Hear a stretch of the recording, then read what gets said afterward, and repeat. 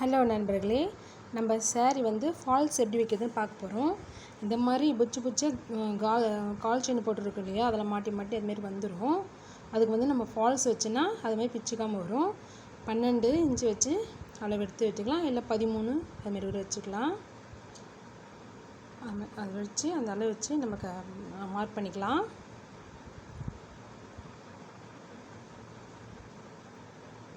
இப்போ நம்ம அங்கேருந்து தான் நம்ம ஃபால்ஸ் வைக்க போகிறோம். தையல் வச்ச மாரி இருக்கும் பாருங்கள், அந்த சைடு வச்சுக்கோங்க, கீ வர மாதிரி.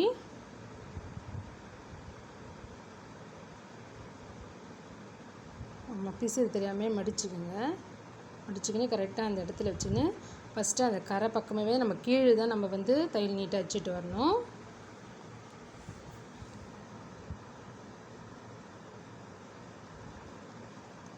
ஃபால்ஸ் நம்ம அடிக்கிற போது கீழே நம்ம சைட்டாக அடிச்சிடும், அது ஒன்றும் பிரச்சனை இல்லை. ஆனால் ஆப்போசிட் அடிக்கும் போது துணி நல்லா நம்ம நேர் பண்ணி தான் அடிக்கணும். ஏன்னா நடுவில் சுருக்கமாக தெரிஞ்சிச்சுன்னா நல்லா இருக்காது, அடித்ததே வேஸ்ட் ஆகிடும். அதனால் ஃபால்ஸ் அடிக்கும்போது நம்ம எப்பவுமே பார்த்து தான் அடிக்கணும், நம்ம பொறுமையாக தான். இந்த சைடு மட்டும் நீட்டாக நம்ம அடிச்சுக்கலாம் தையல்.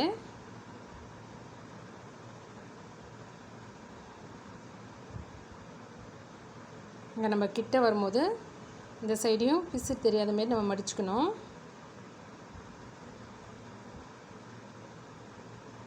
நம்ம அப்படியே தான் நம்ம திருப்பி ஊசியை நிறுத்தி திருப்பி அப்படியே அடிக்கணும்.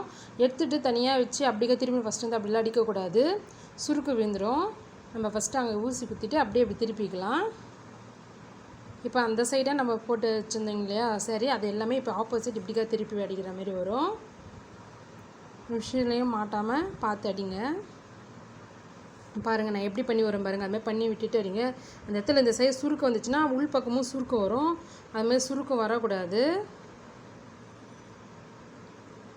இந்த சைடு பிசு தெரியாமல் மடித்து அப்படியே நீட்டாக அடிச்சுட்டு வரலாம். நிறுத்தி திருப்பிக்கலாம். இந்த சைடு இப்போ நம்ம எப்போவுமே ஓர் அடிக்கும்போது அந்த சைடாக போடுற சேரீலாம் இந்த சைடை வரும், ரைட் ஹேண்ட் சைடாக வரும். இப்போ நம்ம அடிக்கும் போது இப்போ தான் பார்த்து அடிக்கணும். இங்கே பாருங்கள், நான் எப்படி நீட்டாக எடுத்து வச்சுருங்க, சுருக்கம் வரக்கூடாது. அந்த இடத்துல எதிர்பக்கம் புடவை சுரி இருந்துச்சுன்னா நல்லா எடுத்து விட்டுங்க. தையல் அடிக்கக்கூடாது. அப்படியே நார்மலாக எப்பவுமே அடிக்கிற மாதிரி சுருக்குங்களை எடுத்துகிட்டு நார்மலாக அப்படியே அடிச்சுட்டு வரணும். தையலும் இஸ்தும் அடிக்கவும் கூடாது. அதுமாரி இஸ்து அடித்தாலும் சுருக்கு விழும். அதுமாரி சுருக்கு இல்லாதமாரி எடுத்து இதேமாரி பண்ணிக்கிட்டே நீட்டாக அடிச்சுட்டே வாங்க.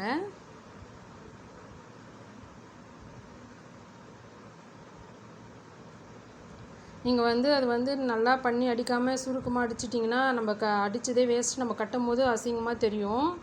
அதனால் நீங்கள் சுருக்கு இல்லாமல் நல்லா எடுத்து விட்டுட்டு அடிங்க. கொஞ்சம் கஷ்டமாக தான் இருக்கும், இந்த சைடு இடுக்கட்டுமாக இருக்கும்.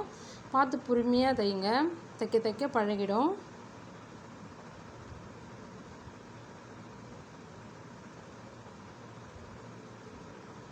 இப்போ நம்ம சுருக்கமாக அடிச்சுன்னா மேலேயே தெரியும், ஒரு கிளாத் அப்படி தூக்கின்னு தெரியும். அது மாதிரி இல்லை பாருங்கள், நீட்டாக இருக்குது பாருங்கள்.